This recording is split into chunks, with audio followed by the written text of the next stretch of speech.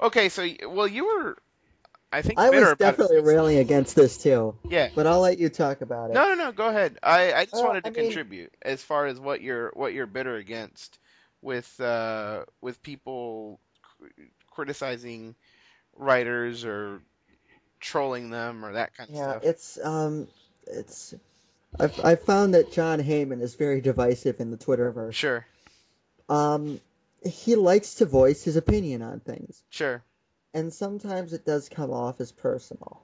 right. But I think the thing that set this off yesterday is the Cubs released Carlos Silva, and as Carlos Silva was going out the door, he ripped into his pitching coach, Okay, and he was making 12 million. He has not produced to live up to that contract at all since he got it. right. Um, and to go out ripping your pitching coach is pretty low. And Heyman laid into him. I said something like, "I hope the next time we see him is on The Biggest Loser." Right. And a lot of people ripped into Heyman for poor journalistic ethics or editorializing or making it personal. Right. And here's the way I see it: Okay. if a player makes it personal with someone else, Mhm. then they've opened it up. Right. I mean, if a player's going to badmouth another individual, not for their play, but to straight up badmouth them, I think you're opening yourself up to it. You I know, think you're asking for it personally. you would And I'm not you would saying have that, to cross section who is saying this and what yeah, and I stake they think a have. lot, yeah, I think a lot of people had a problem with Heyman, who is supposed to be, I guess, an impartial journalist. Right. Because I I don't mean, think there's anybody just flat out just defending yeah, Silva I mean, from it. I guess, Not cut. I guess it comes down to what you define John Heyman's role as. Right. If you look at him as a columnist, then I don't have a problem with it. Right. If you look at him as a straight factual journalist, then yeah, there is a problem there, and you are blurring the lines. Mhm. But I mean, maybe it's just me, but I don't have a huge problem with Heyman voicing that.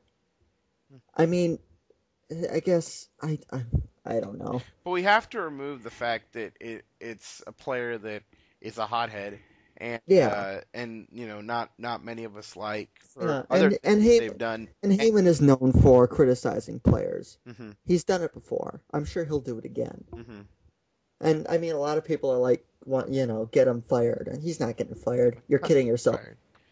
Fired. But and the other thing I think is that Heyman ticks off a lot of people in certain fan bases, Sure. and yet they still follow him on Twitter. Right. That was your main Yeah, point of bitterness. to that I say, if you have a problem with John Heyman Mhm. editorializing or being a troll, if you whatever you want to call it, Sure. if you have a problem with John Heyman's tweets, hit the unfollow button Sure. because I don't have any sympathy with you if you're sitting there and you're opening yourself. I mean, if you want to talk about the message and the receiver, you're opening yourself up to receiving the message. Right. If you don't want to hear what Heyman has to say, hit the unfollow button. Someone will retweet any sort of news that he breaks to your timeline. Of course, they might retweet some of the attempts But at still, jokes and yeah, I mean, if you don't, I just don't get why you would follow him mhm. if you have a problem with him, like so many people did. Mhm. And that's what annoys me. Yeah. The, Because if you want to take the high road and, get on your high horse and say that Heyman is poor journalistic ethics, okay, whatever. Don't follow him. well, I don't think he has poor journalistic ethics, and he's definitely an information person. He is. So he has an absolute role in that regard. The two comments that I really had a problem with Heyman. One, he just kind of just said stupid things, in my opinion, when he went to the Eagles playoff game, and me being an Eagles fan, I took exception to that.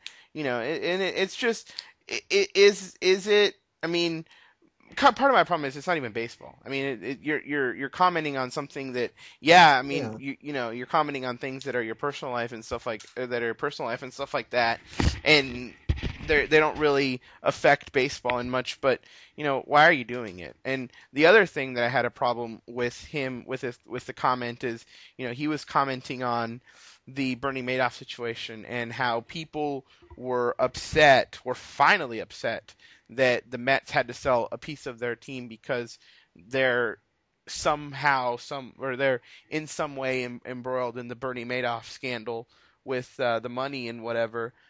He said, it's finally, people have finally, been outraged by this, and that's just absolutely not the case. And it, people, I think, were efficient or sufficiently outraged at him or at Madoff, well before the Met I situation. I think the Met situation is a footnote to that, yeah, and I think because he follows baseball a lot, and some people in his baseball circles were coming to him and saying, "Oh, this is bad, or this is a real stain on baseball or whatever." I think he got the absolute wrong message. The people that were defrauded, the grandmas, and the people that were depending on their retirement money that were defrauded by Madoff. I think people had sufficient outrage over that, well before the Mets. So I just think those two comments were, I didn't like them. I think I think where Heyman runs into a problem is that he uses his Twitter account like you and I use our Twitter Yep, accounts. Yet spouting off on he's in a everything. position where he's a Yeah, journalist, and you have to reconcile the two. yep, I mean, if you or I tweet the sort of things that he tweets, nobody cares. exactly. People disagree, Right, and but kind of nobody engage and get cares. in. Yeah, Yeah. I mean, and that's where Twitter's great. You have discussions, you make your points, yada yada right, yada. Whatever. You can disagree, but you can do it without you have the right to disagree. sure, It's an opinion. But the problem is Heyman uses his Twitter account like you or I. sure. And I don't That's a you really good know, point. yeah.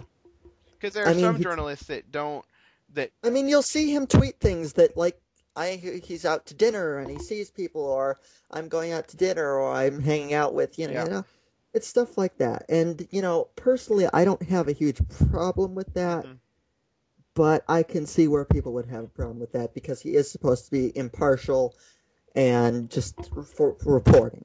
right.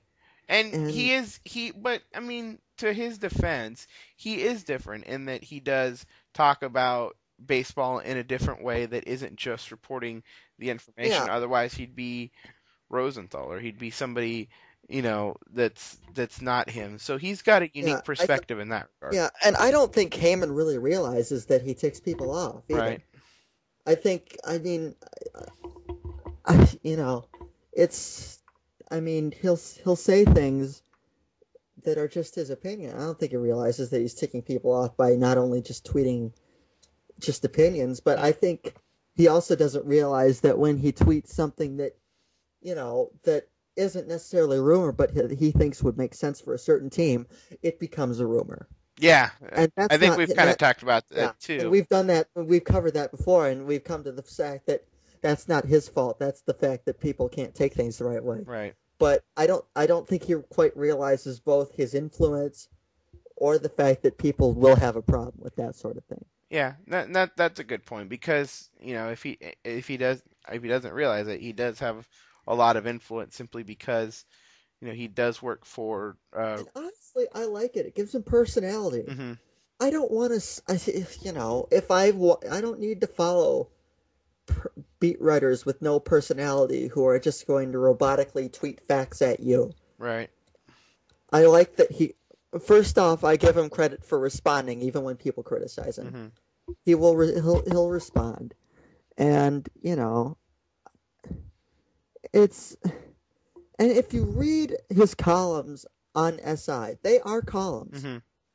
He's not strictly No, it's a not news and journalist. information, but Yeah, he he's is not he is news and pressed information. he is pressed into the role whether SI doesn't want to hire someone else or whatever. He is pressed into the role as as the information man, being the guy that Yeah, breaks the story yeah, and can dig in exactly. and make phone calls about a transaction or a trade or whatever. Yeah, I mean, John Morosi basically does the same thing that he does for Fox, Hmm.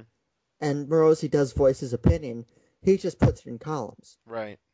And Ken Rosenthal does the same thing. If you look at Ken Rosenthal's Twitter account, it's basically just links to his stories and columns and the occasional breaking news bit Right. or observation. Right. That's what I was I mean, saying. If yeah, and Heyman that's where was, that's the difference. yeah. And when it comes down to it, yes, and I think this is a problem for Heyman that he can't necessarily avoid, Hmm. is that at the same time as he is both an insider and a columnist. Hmm. And that puts him in a difficult situation Yeah. Because I think because what we've because every time he voices an opinion, someone's going to say, "Stick to the facts, bud," right. and that's not totally his job. Yeah, I think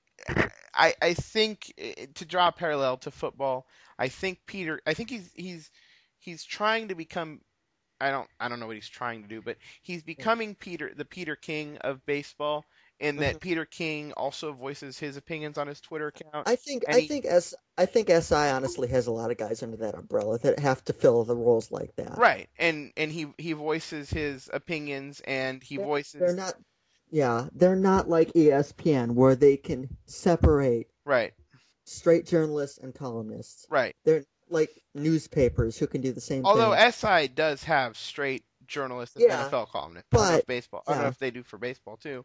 I think the baseball. I think it's a little bit of a smaller niche with baseball.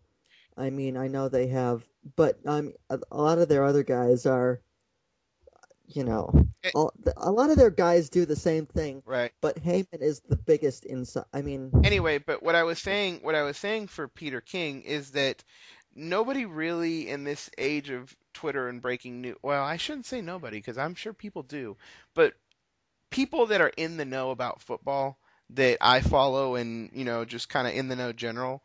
I'm sure more casual fans do, but people that are in the know about football and kind of know what's going on don't really look for Peter King to break news. I know he likes to talk about who he's called on Sunday Night Football as an yeah, insider, but he voices his opinions and stuff like that. But you kind of understand who Peter King is and what kind of bias he has from his columns and from his Twitter account.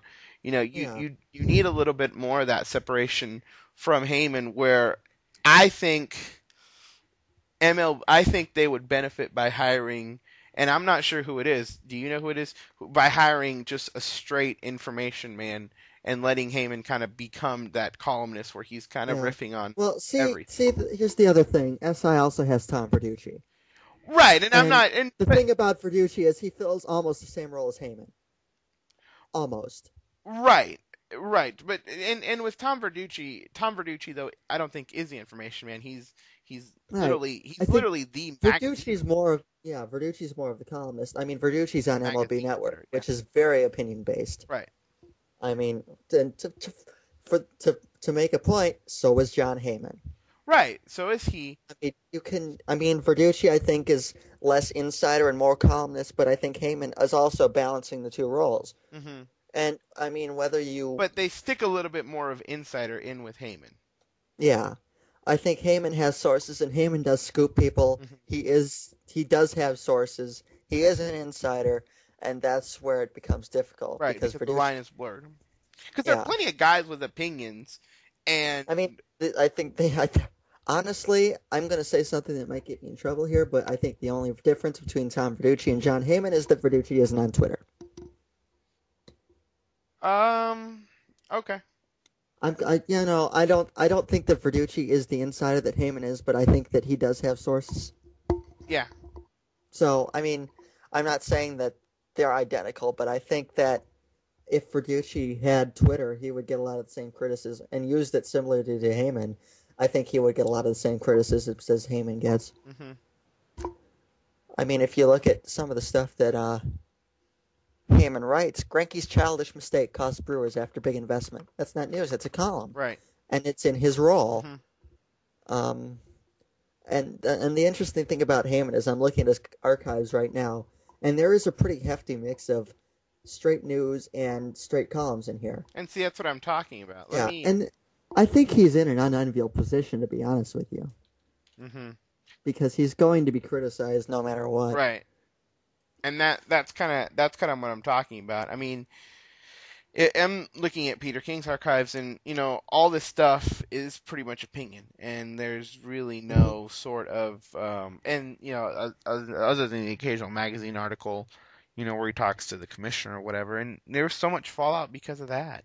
Yeah. Um, See, here's the tough thing for Heyman. He's got one article: Cards and Pujols failed to reach deal before deadline. yep, It's a news, and then the very next day, Pujols saga represents rare misstep for iconic team player. yeah, It's a column. He's got to play. He's got to ride both sides of the fence. yeah, and that to me is SI perhaps not finding someone else that can maybe separate some of those roles a bit because Yeah, you see Heyman in this one light as the insider, and then he writes these columns, and you can't really differentiate the two. yeah. I mean, you have a guy like Buster Olney who is pretty much straight news. Right. I mean, every once in a while he will throw in some thoughts on things, but they're generally pretty calculated And thoughts. they're pretty Yeah, they're pretty based in fact. and they're pretty G rated. I mean, they're pretty Yeah. I mean, Only never really goes out and says something that might even remotely spark controversy. right. He generally sticks to facts, he generally sticks to reporting. Mhm. And maybe that is, I mean, and then you have guys at ESPN like Keith Law, who, I mean, it's a very different role than the one that Only fills, but Keith Law is pretty much. Keith Law is, I think, the same way to an extent because I think the difference is that he doesn't have the insider Right. sources, And and exactly. that Keith Law can sit there and analyze and throw out snark at will. Exactly. And that's It's an the exact interesting thing. difference One to thing I would compare Keith Law and John Heyman right, I in would that way. never expect Keith Law to break a story. Right. And he doesn't have to. It's not his job. It's not his job because ESPN has such a huge umbrella that they can separate that sort of thing. Mhm. And I mean, ESPN also had Peter Gammons for years, and Gammons sort of, I mean, Gammons was the pioneer in that sort of baseball writing thing. Mhm. But Gammons is also a columnist at the same time as he was an insider. Mhm. And I mean, we've seen Gammons. I don't think Gammons' thoughts. And honestly, if you look at Heyman's archives, none of his columns are really out there. It's not. No, It's no, it's not the saying tweets. crazy It's the stuff. tweets that It's people the debate about. tweets. Yeah. Yeah, and really, it's. I mean, it's such a niche market. I mean, let's be honest. Most of the people not on Twitter that just read Heyman aren't going to think anything of him Right. because he's got 73,000 followers. It's not a huge niche he's hitting.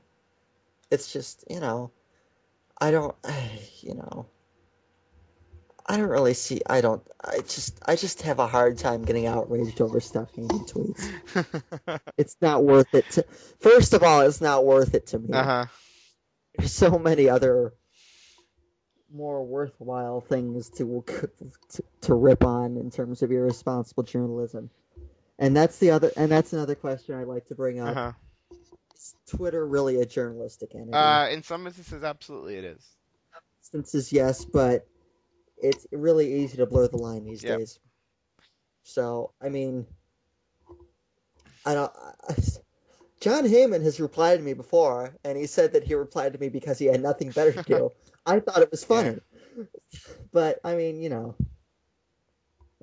I don't know. I just can't get outraged about it in the same way that some other people I'm just can. looking at Peter King's Twitter, and I don't follow him. Just because I have some of I those do follow. I do follow Peter just because King, I have some of those kind of problems with but opinion and I'm stuff like that. yeah, And again, I would never expect him to break a story. Um, I'm just reading these retweets. Cleveland doesn't have to take a wide receiver. They have bigger needs. Ellipsis. No, they don't. Next tweet. Peter King agrees that Locker will be a top 10 pick. Ellipsis. No, he doesn't. He's talking in the third person. Next tweet. Yo, Peter. Think Josh Beckett returns as old self this year? Ellipsis. No evidence suggests that he will. Oh my goodness.